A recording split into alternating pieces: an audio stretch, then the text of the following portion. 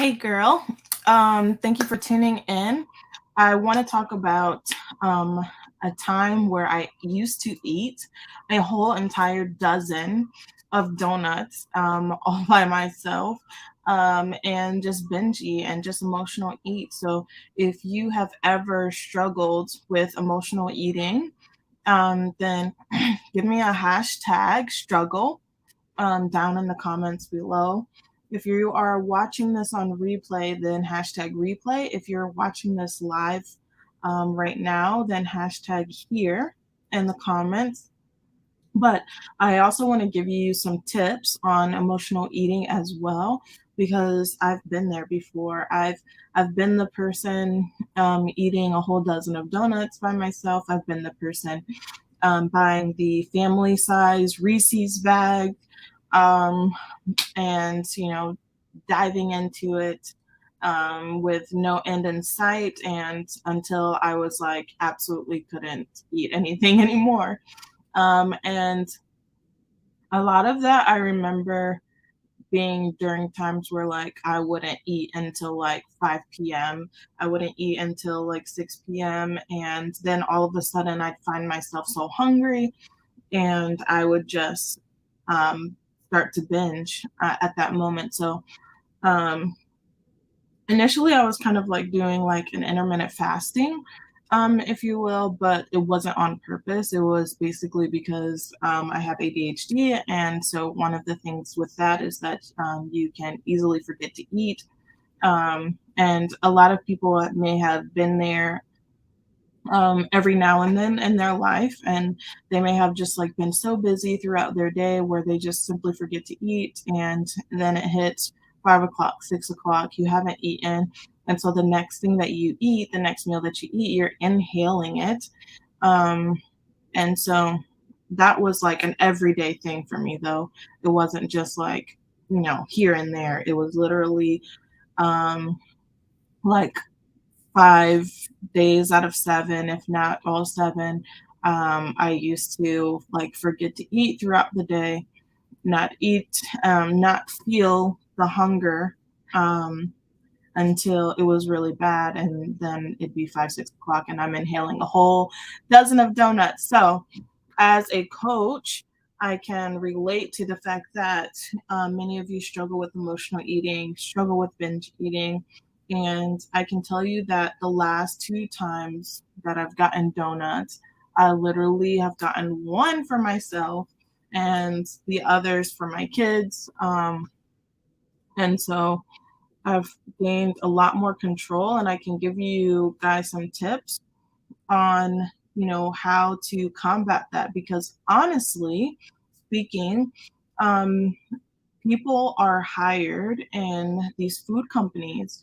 They're hired to um, design the smell, design the taste, design the color in order for it to be the flavor and the smell and the taste, so that you can't just have one. That's a slogan, obviously, of the chips company, but it's that's by design. That's not by mistake that the food is made to be that way. So um, I want to make sure that you guys don't feel alone in your binge eating journey. You don't feel like you've got to be the mom that's in the pantry like I was, eating the donuts, by yourself, hiding in the bathroom, hiding behind some locked door, feeling like you have to just binge eat and emotional eat and then feel super guilty afterwards. That's what sucks is afterwards is you just feel so guilty. Obviously you can't take it back unless you're also purging. Then guilt comes with purging. So um, but one thing that you have to do, the first step is like acknowledge that there's an issue, and do some honest self assessment. Once you acknowledge that there's an issue, then you can move on to reaching out for help, because you have to like think about the fact that anytime that you want to stop doing something in life, but you can't stop doing it, then that's what is where addiction comes into play, where there's like a real issue. And so you have to gain some accountability in some way, shape, or form. Family, friends, an accountability group, a coach, whatever that may look like, you have to seek help in some way, shape, or form. Just like you would with any other type of addiction. Food can be an addiction too. Just because we have to eat every day doesn't mean that food is not an addiction. Because, like I said, anytime you want to stop something, you want to stop overeating, you want to stop binge eating, you want to stop emotional eating, then, but you can't stop doing it despite any like negative repercussions there are, then you have to seek help. So then the next thing too is, um, besides seeking help, is the way that you grocery shop matters. And I drill this into my clients that you have to grocery shop appropriately. The foods that you bring in your house are the foods that you're going to eat. So if you're bringing it into the house, you're going to eat it. So one of the main things for me is that I could not bring the foods in my house anymore. I had to make it harder for me to get those foods. So whether that's making a list of the foods and sticking very closely to your grocery shopping list, or shopping online, if that's going to help you avoid um, that's going to help you avoid um, the inner aisles of all the distractions of the chips and the the junk food that's in the outer aisles. If you stay on the outside of the grocery store, that's typically where the fresher food is. Um, or if you do curbside pickup or grocery delivery, then the main point is the way that you grocery shop matters. And then also, uh, another thing is that you want to have your goals always in the forefront of your mind. So for me and my clients, we always set our goals every Sunday, and we put our goals in the forefront of our mind. We post it in our chat. We post it in our Facebook group. We set it as our phone lock screen.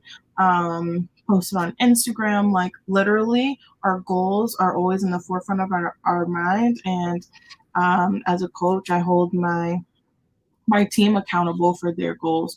So that's three tips. I have so many other tips on emotional eating and binge eating, but those are just three main tips that I'll give you guys for today, just to keep this broadcast short. Is make sure that you keep your goals in the forefront of your mind. Make sure that you seek support, and make sure that you are grocery shopping appropriately and not even bring it into the house. Make it harder for yourself. Um, One thing that I'll add to that, as far as making it harder for yourself to eat these foods, is I'll say that a single serving of something, even though it's more expensive, your health is worth it. The other day, I was at Kroger, I'll say real quick, and I bought the bag, the mini bag, that's like $1.50 or whatever. I don't know how much it costs. I honestly just put it in the cart, but it's the small single serving of chips because I wanted some cheddar ruffles. But I know that if I buy the big bag of the ruffles, I will not eat just one. I'll eat it until they're completely gone, and then I'll feel like I went backwards on my goals. And I have goals that I want to reach as far as my health and fitness and nutrition. But even though the single serving and the long run costs more, the big serving and the long run costs more for your health, and it costs you your goals. So just think about that, and get in the mindset of like, I can have treats, but I can just get the single serving of the ice cream through the McDonald's drive-through, or I can get the single serving of chips and just treat myself that way, but I'm not bringing it a whole gallon of ice cream into the house. That's what works for me. is just making the unhealthy foods less accessible, but still having them in moderation. So I hope this helps. If you want more emotional eating and binge eating tips, then please drop a hashtag tips down below, and I will make sure that I get you a freebie that I have that makes sure that you can eat the foods that you love without cutting carbs. And make sure that I get you the appropriate freebie to make sure that you can reach your goals. So just hashtag tips if you want more um, tips on how to eat for your goals without having to deprive yourself of carbs. So, hope you have an amazing night. And my name is Coach Indy. And remember that it's faith, consistency, and hard work that will have you reaching your goals. And I'll sign off now. Bye.